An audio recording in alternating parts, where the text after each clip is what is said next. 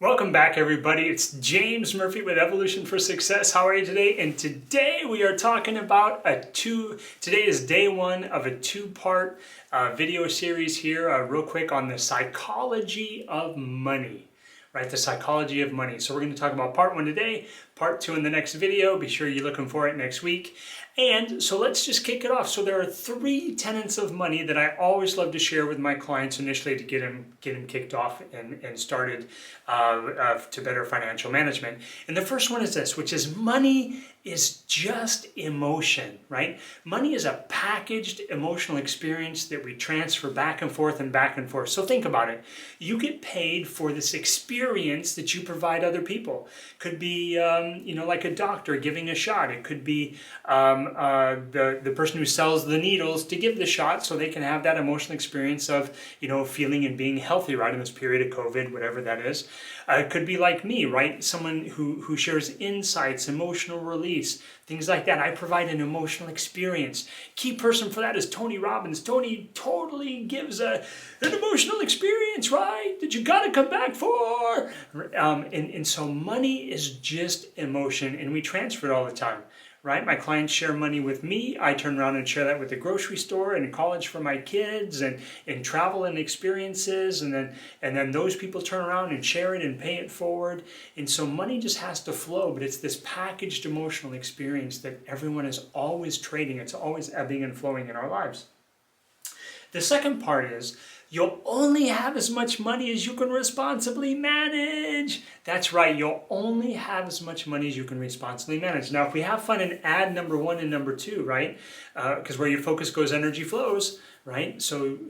But if we combine these two, what we're talking about here, which is you'll only have as much money as you can really responsibly manage your growth, right? You're giving the energy out, and what you spend, that emotional energy back in, right? Or what you're getting in and out and in and out. So you'll only have as much money as you can really manage your buying and spending habits. That's what this one says. You'll only have as much money as you can manage, which means it's really about your buying and your spending habits. Investing too, right? We'll throw that in there, your investing habits for the future, but that's kind of a spending habit where you're putting that money on the outflow, not the inflow. So, and then last but not least is A minus B equals C. This is what everybody knows, right? Your assets or your income minus your bills or your expenses equals one of two different C's. It could be consumer debt, right? Credit card debt, or it could be cash on hand, right? To invest and have it grow for us. So everybody has, this is what we call a financial blueprint, right? What's your blueprint? A minus B equals C. Your assets minus your bills, or your income minus your bills or your expenses only equals one of two things every single month. It's cash or credit card debt, right? If you're lucky, you'll come out even, but rarely, when you go through the grocery store, does it come out at zero, right?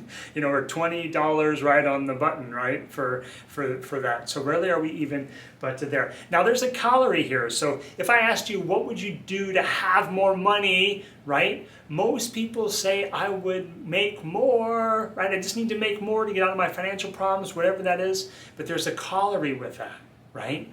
Which is your spending habits always grow in proportion to your income. Your spending habits always grow in proportion to your income. So if we look at this really simply stated, just think about it. Oh, I'm going to go buy a new car, right? That only just ups my payment every month like $100. But guess what?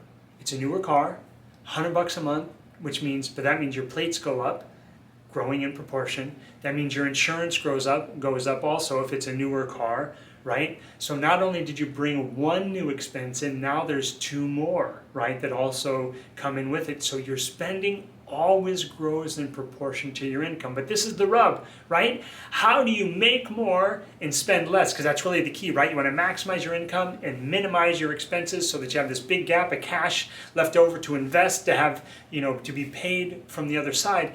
How do you do that, though? How do you maximize your income and minimize your expenses to the lowest acceptable standard of living for yourself to have that cash and still feel rich psychologically, still feel wealthy psychologically? That's the rub, right? Sam Walton still drove the same old beat up pickup truck, even though he could have 50 brand new ones in his shed or wherever, right? Or build a brand new shed. So you want to be careful with that, because that's the key to the wealthy psychology. How do you make more, spend less, and still feel rich? Because all of us justify our expenses. Oh my gosh, I've been working so hard to make more money, so I need that extra night out because I'm tired, so I don't have to cook. Or, oh, I've been saving and saving and saving. Oh, I've been working so hard. I just got that job and that promotion. I want that new iPhone, or I want that new toy, that new whatever it is. So you got to be careful on how you're justifying, right? That comes back here to beliefs. You only have as much money as you can responsibly manage your spending and your buying habits. So take these 3 pieces to heart. And this is the psychology of money to start. And the next video, we're going to talk about your financial blueprint and how that works. So take care, continue to have an outstanding day, run your race, manage your money, and focus on maximizing your income and minimizing your expenses to the lowest acceptable standard of living, so you have money left over to invest, and you'll get out of the rat race as quick and as fast as you can, quicker than you would otherwise. And that requires